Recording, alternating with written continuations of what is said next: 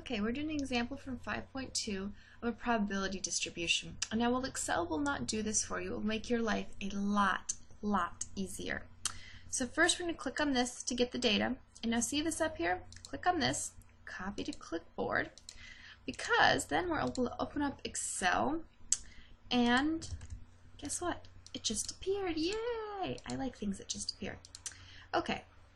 So this is our data, and now what was our first question? Is this a probability distribution? Well, to tell, you need to add all these up, and they better equal 1. So the sum of B2 to B7. So all I've done is I'm telling to add up this entire row. You could look this up on your formulas chart, but it's just the sum. And you can see this is 1, which means since these are all between 0 and 1, that this is a probability distribution. So yes, it is.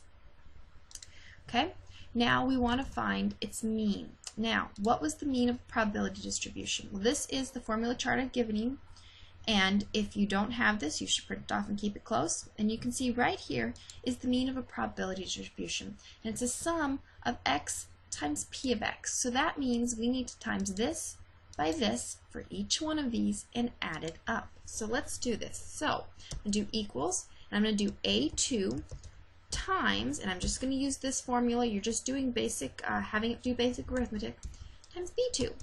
And now what I'm going to do is I'm going to copy this, and I'm going to fill down. So then I just got all of this with very little effort, and then I'm going to sum this column. So C2 to C7.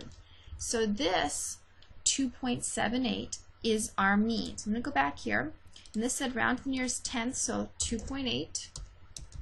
If I can type, check the answer.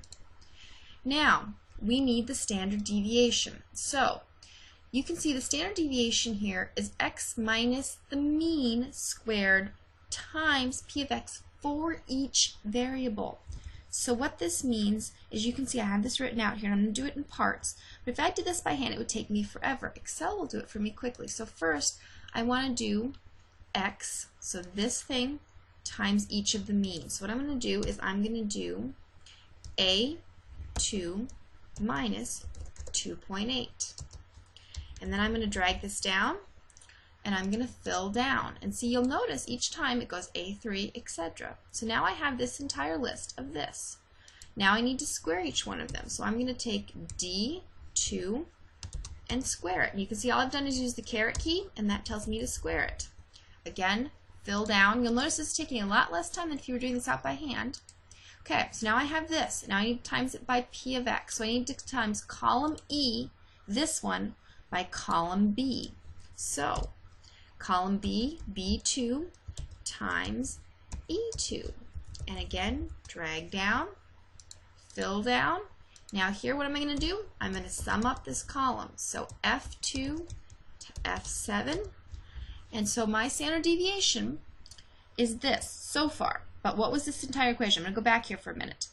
Okay, I just found the summation here, but I have to square root this. So I'm going to take this, square root of F8, that's my formula there, and this is my final answer. Now if you don't remember the SQRT, if you went up here to formulas, you can go to Math Trig, and you're going to find these basic things here. For instance, square root, right there. Sum is right here. So if you have trouble remembering any of these, they are all on this formulas Math Trig list here. So, but I find these basic ones, you'll notice I wasn't even using, you could use product, but you can just use the basic keys. So the asterisk to mean multiplication. You can see here I just used a regular subtraction sign. So pretty much common sense, and it will do all this arithmetic for you. So I'm going to go back here and put this in round to the nearest tenth, so 1.1. Check answer. And you can see, with a lot less effort than if you'd done this by hand, we were able to do all of this and get both the mean and the standard deviation of our probability distribution using Excel. Excel didn't do it for us, but it did all the arithmetic for us, which is where you're going to make mistakes if you're going to make mistakes in this problem. So use the tools available and make your life simpler.